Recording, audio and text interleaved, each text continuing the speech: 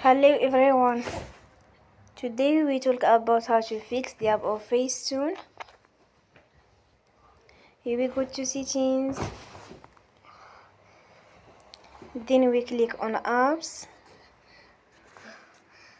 After that we search the app FaceTune and then we click. Then we'll on for stop. After that we go to storage. Then we click on clear cache. We go to Play Store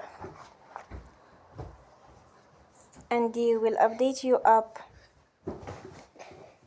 Don't forget to support us by like and subscribe.